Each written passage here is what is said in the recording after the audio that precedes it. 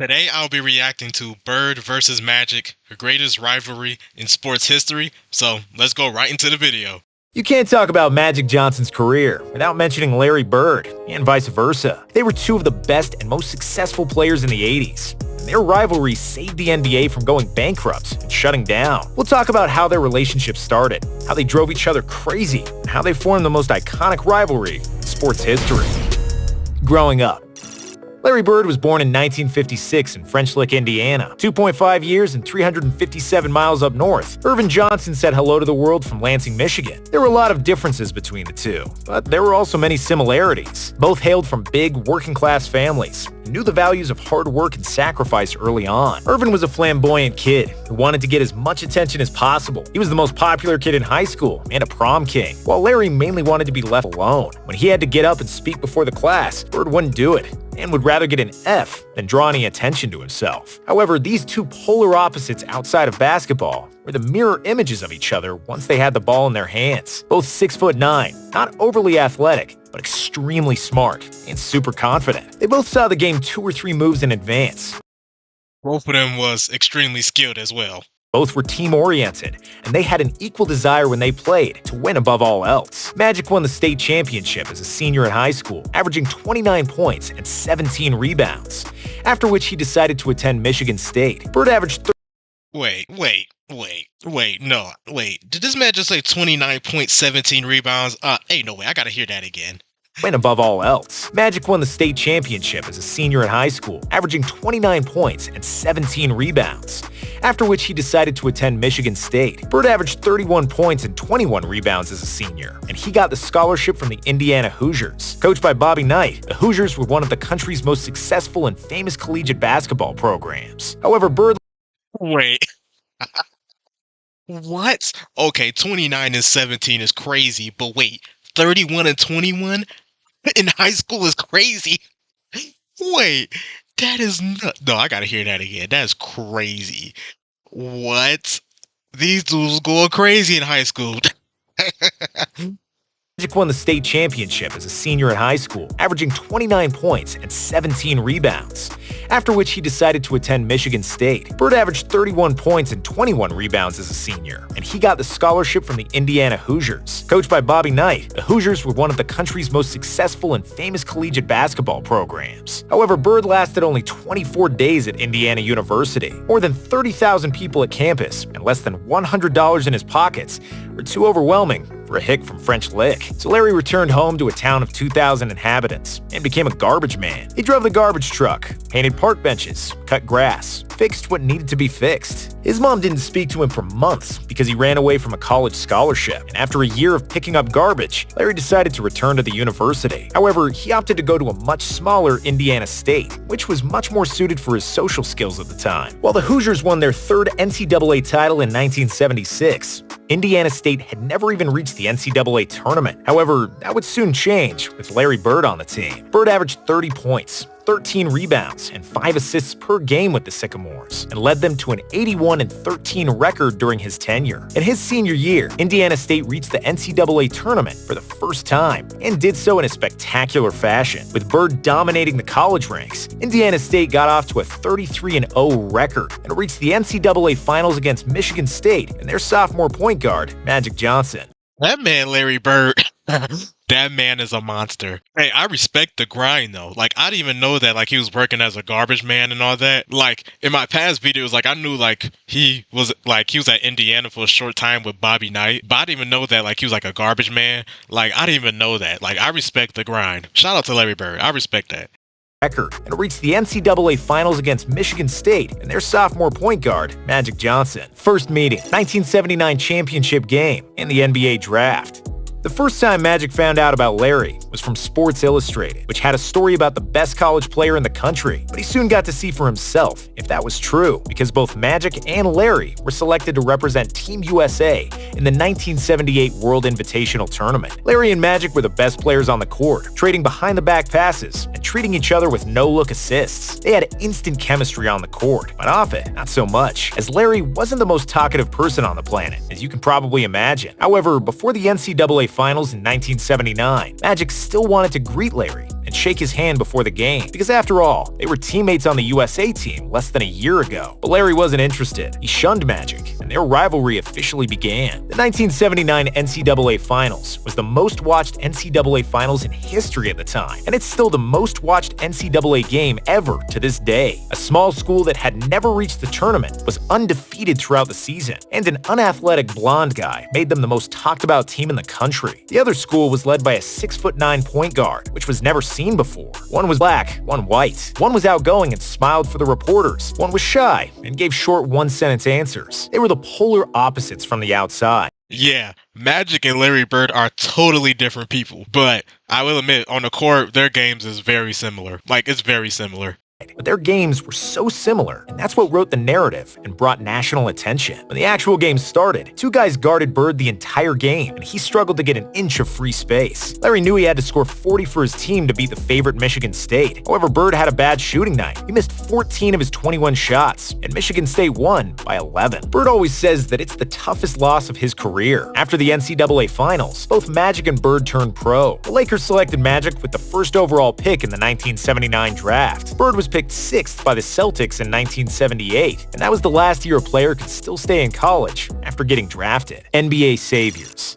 By the end of the 70s, the NBA was in big trouble. TV ratings were down, attendance was low, and there was very little buzz around the league and its players. Out of the top 10 most watched basketball games in the 70s, 9 were college games, and tape delays were the norm for the NBA. Drugs were a big issue, the level of basketball wasn't that great, and fights between players happened on the regular. The overall image of the league was terrible, sponsorships were hard to come by, and the league nearly collapsed by the end of the 70s. However, when Bird and Magic came to the NBA in 1979, they brought the hype that surrounded them in college. They both made the All-Star team as rookies and transformed their teams into title contenders. The Celtics improved their win total by 32 games from the year before Bird and finished first in the Eastern Conference. Magic's Lakers were first in the West, and the teams were destined to clash in the finals.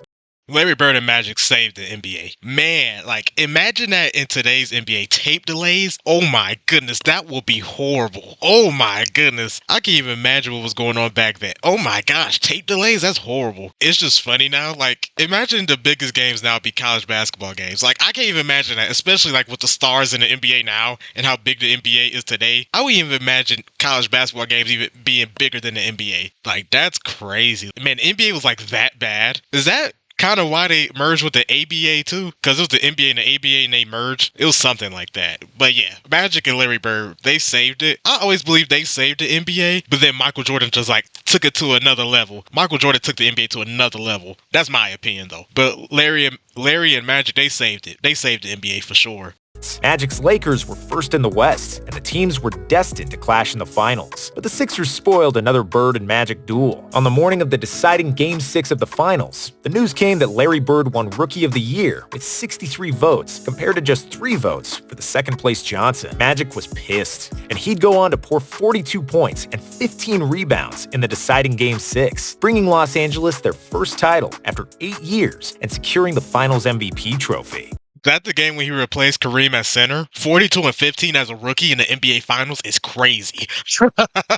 Man, I think that's the game when he replaced Kareem at center, I think. Drop down the comments below if I'm wrong, but I think that's the game he replaced Kareem though. Title after 8 years and securing the Finals MVP trophy. When he saw that Magic won another title, Bird was furious. And that's just who these guys were and how they behaved, envious of each other's accomplishments and maniacally driven to elevate their play. Whenever the season schedule came out, I would circle the 2 games with Boston. Those were the 2 games more important than the other 80, Magic Johnson said. I read the newspaper every day during the season. I was only interested in one thing. What numbers did Magic Johnson have last night? Said Larry Bird. In 1981, Bird won his maiden title with the Celtics, and in 1982, Magic won another one with the Lakers. After that, the league was essentially Bird and Magic, and then everybody else. TV doubleheaders always featured the Lakers and the Celtics against whomever they happened to be playing. From 79 to 84, the NBA's TV ratings rose significantly. Attendance jumped 42% from 1979 to to 89, easily the biggest gain among the 4 major American sports. While some credit has to go to David Stern and some to Michael Jordan, the main reason for the NBA's rise has to do with Bird and Magic. They were two phenomenal players who got drafted to the most iconic franchises and embodied the drama of American race relations, but did nothing to stir up the hatred themselves. Finals clashes.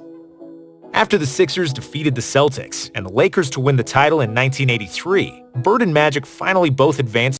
A 40% like rise in like ratings is crazy. That's insane. Rise has to do with Bird and Magic. Let me see. Let me go back a little bit. That's actually crazy. Rose significantly. Attendance jumped 42% from 1979 to 89. Oh, attendance rose 42%. That's crazy.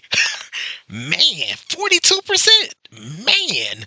Easily the biggest gain among the 4 major American sports. While some credit has to go to David Stern and some to Michael Jordan, the main reason for the NBA's rise has to do with Bird and Magic. They were two phenomenal players who got drafted to the most iconic franchises and embodied the drama of American race relations, but did nothing to stir up the hatred themselves. Finals clashes. After the Sixers defeated the Celtics and the Lakers to win the title in 1983, Bird and Magic finally both advanced to the greatest NBA stage in 1984. The final series was tough and tightly contested, with the winner decided in Game 7. The Celtics played at home, and Bird was never more determined to win. Magic played badly down the stretch, and Larry finally got his revenge for the NCAA title loss in 1979. Averaging 27 points and 14 rebounds, he was named the Finals MVP, while the media butchered Johnson for his mistakes in the deciding moments. As a result, Magic was on a mission for the 1985 season and played the basketball of his life. The Celtics and the Lakers met in the finals again, and after a first game that finished 148 to 114 for Boston, it seemed like the Lakers didn't have it in them. However, after a big bounce back from Kareem, Magic steered LA to victory in 6 games and their first title in 9 NBA Finals against the Celtics. In the summer of '85, after that. So yeah, pretty much in the 80s, Magic and Larry Bird was pretty much trading rings. That's what it sounded like. They were just trading rings. Yeah, that's a real rivalry. Now, the one thing I like about the rivalry, though, even though it do like match up Larry Bird against Magic, both of them had great teams. Like both of them had great teams. Like the Lakers, like what I said, Magic had Kareem, James Worthy, like people like Byron Scott, Michael Cooper. I'm probably forgetting more players, but Larry, he had like Robert Parrish, Kevin McHale, Dennis Johnson, Danny Ainge. I think sometime he had Bill Walton. I think the beginning years he had Cedric Maxwell. I think, yeah, like players like that, like they had great teams and good players on their teams. Well, great players, Hall of Fame players on their teams. That's what I like about this matchup as well. Like, of course, you get to the finals, your team was very good, but I just like how both of their teams had multiple Hall of Famers on there. That's what I like about it. Like, this matchup is like real historic. That's what I like about it. 9 NBA Finals against the Celtics. In the summer of '85, after that final series, a monumental shift happened in Bird and Magic's relationship. They starred in a Converse commercial together, with Magic visiting French Lick and spending time in Larry's home with the entire Bird family. For the first time ever, they talked and exchanged more than 2 sentences. After that, they struck a friendship, but their rivalry was as bitter as ever. The Celtics won the title in 1986 against the Rockets, and Bird won his 3rd consecutive MVP award. In 1987, the Lakers returned to the finals, again against Bird and the Celtics. In Game 4, Larry seemed to have scored a game winner, but Magic erased it with a spectacular hook shot with 2 seconds remaining. A hook shot over 2 to win the game is crazy. That was a good shot. Like, let's look at that shot again. Like, look at that. Over 2 players in a close game. Yeah, that's clutch right there. Shout out to Magic. That's real clutch. Game winner, but Magic erased it with a spectacular hook shot with 2 seconds remaining, a redemption for the clutch misses in 1984. Bird still had a good look for the win, but he missed a jump shot at the buzzer, and the Lakers took a 3-1 series lead and eventually won the series in 6. After the finals, Bird called Magic the best player he'd ever seen. Later years.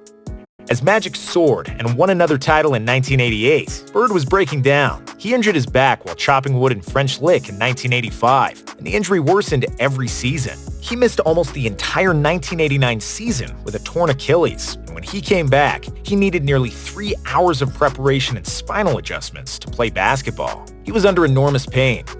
That's crazy. Like 3 hours just to prepare yourself to play? Man. Well, yeah, back issues, man. And Achilles injuries, man. Yeah, that's tough right there. But the fact he still played, what, another 3-4 years after that? That's impressive though. Like I got a lot of respect for Larry Bird for that because that is not easy to come back from. Back problems and you got like Achilles tendon issues too. Like back problems and both of your Achilles messed up or one of his Achilles messed up. Either way, that's still hard to come back from. And it was hard for him to walk, let alone play. But being a toughie that he was, he stuck around until 1992, even though he should have probably retired in 1988. Magic kept winning MVPs by the turn of the decade, and the Lakers kept making the NBA Finals. However, they couldn't defeat the Pistons in 1989 and the Bulls in 1991 to claim the title. Before the 1992 season had started, Magic received terrible news. He contracted HIV and subsequently retired from the NBA. Bird was in shock, and he immediately called Magic. Johnson confirmed that the news was true, and he later said that the call from Bird meant the world for him because he realized how much affection Larry really had for him, despite their rivalry. Larry said that he felt the same that day as on the day that his father passed away, and for the first time in his career, he didn't enjoy playing as much, with Magic not playing. But That's respect right there. Like I said, I got a lot of respect for Larry Bird, especially like he called Magic up after like that situation like he had. That's respect to Larry Bird right there. That's a real friend right there. Especially he called Magic up. I like that. That's really nice. And for the first time in his career, he didn't enjoy playing as much, with Magic not playing. But that wasn't the end, and Larry and Magic had their last hurrah. First, they played as opponents after Magic got an invite to play in the 1992 All-Star Game, which he dominated and won the MVP. And then later that year, they rode off into the sunset as teammates at the Barcelona Olympics. Because their NBA careers were over, their masks fell completely off. Bird and Magic became really good pals during their time with the Dream Team. Legacy. Magic and Bird played against each other 37 times in their... That Dream Team was crazy. That Dream Team was sweet. One of the greatest Olympic teams ever, if not the greatest Olympic team ever. The Dream Team. Legacy.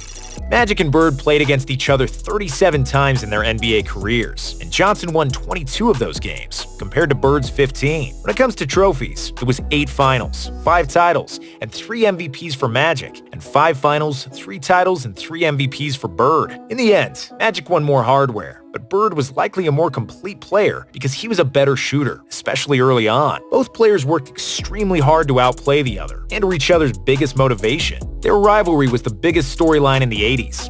I think Magic is better than Larry Bird. Yes, he do have more hardware. Yeah, I have Magic 5th all time. I have Larry Bird 6th all time. But yeah, Larry Bird, he was a better shooter than Magic Johnson, most definitely. I have Magic better by a slight edge, but I'm not mad if people think Larry Bird better than Magic Johnson. Because like I said, their games are similar, but Larry Bird is the better shooter. Like, I'm not mad if you think Larry Bird better than Magic Johnson. Like, they're really close. Like they say, their games is very similar. Both can score the ball. Both great passers, both good rebounders. Larry Bird got a better jump shot, but both of them not that athletic. Both of them, I'll say Larry Bird's probably the better defender.